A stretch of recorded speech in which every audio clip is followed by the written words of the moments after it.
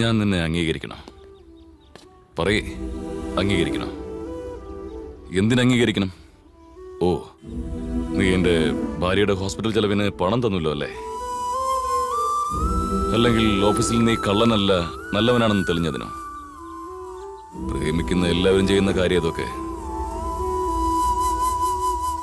പക്ഷേ നിന്നെ അംഗീകരിച്ചേ മതിയാവൂ കപിൽ.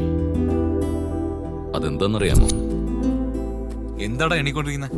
ഒന്നുമില്ലടാ, ഇന്നലെ ഓൺലൈനിൽ റമ്മി കളിച്ചില്ലേ, 3000 കിട്ടി. അത് ഡ്രോപ്പ് ചെയ്ത് കൊണ്ടുവന്നതാ. നൈസ് ഡാ. പാർട്ടി വെച്ചാലോ? ആ തീർച്ചയായിട്ടും. Hello excuse me.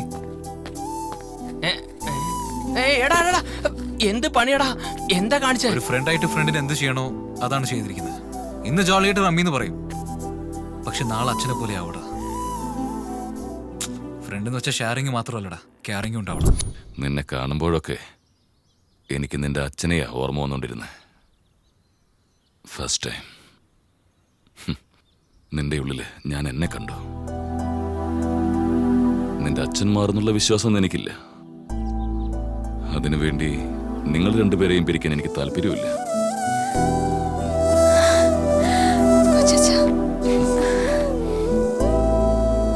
അച്ഛാ, ഈ മാസാവസാനം നല്ലൊരു മുഹൂർത്തമുണ്ട്. കപിലിന്റെ അമ്മയെ വിളിച്ച് കാര്യങ്ങൾ സംസാരിക്കേ.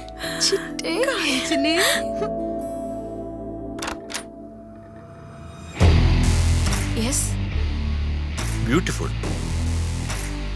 ആരെ കാണണ്ടേ?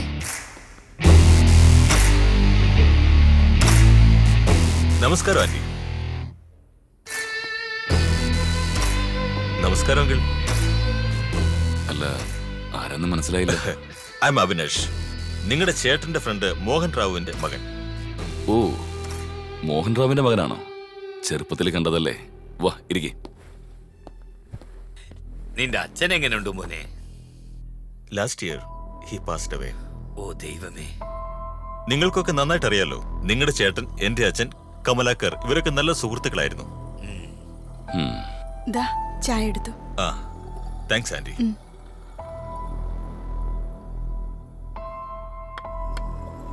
ഇപ്പൊ ഞാൻ എന്തിനാ വന്നെന്ന് വെച്ചാ, നിങ്ങളുടെ ചേട്ടൻ എന്റെ അച്ഛന്റെ അടുത്തുനിന്ന് 50 lakhs കടമായി വാങ്ങിച്ചിട്ടുണ്ട്. ഒരു ബോൾ മതി നമ്മുടെ ജീവിതം മാറാൻ. കമോൺ. എന്താടാ പെട്ടെന്ന് വരാൻ പറഞ്ഞേ? ഒന്നുമില്ലടാ, പെട്ടെന്ന് കുറച്ച് കാശ് വേണം.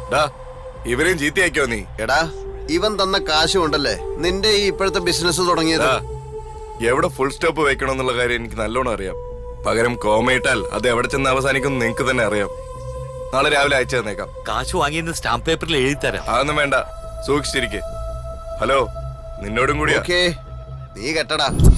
എന്താ 50 ലക്ഷോ? 50 lakhsോ? വേണമെങ്കിൽ ഈ ഡോക്യുമെന്റ്സ് ഒന്ന് ചെക്ക് ചെയ്തോളൂ.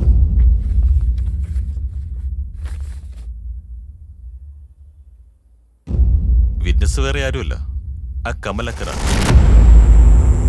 എന്താ, കമലാകരോ? നിങ്ങളുടെ ചേട്ടൻ ഇത്രയും കാശ് വാങ്ങാൻ കാരണം ആ കമലാക്കറാണ്. Bad luck. നിങ്ങളുടെ ബ്രദർ വളരെ സെൻസിറ്റീവ് ആയിരുന്നു, അതുകൊണ്ടാണ് സൂയിസൈഡ് ചെയ്തത്. പക്ഷേ കമലാക്കർ എളുപ്പത്തിൽ രക്ഷപ്പെടുകയും ചെയ്തു.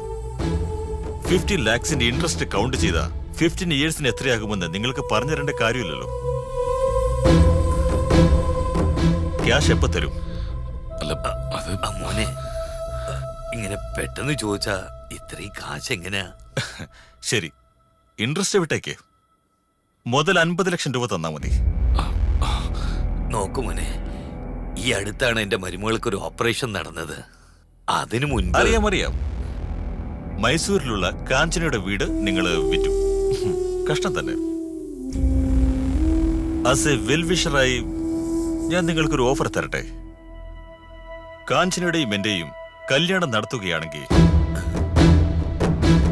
നിങ്ങളുടെ മുന്നിൽ വെച്ച് തന്നെ ഈ ഡോക്യുമെന്റ്സ് കീറിക്കളഞ്ഞേക്കാം.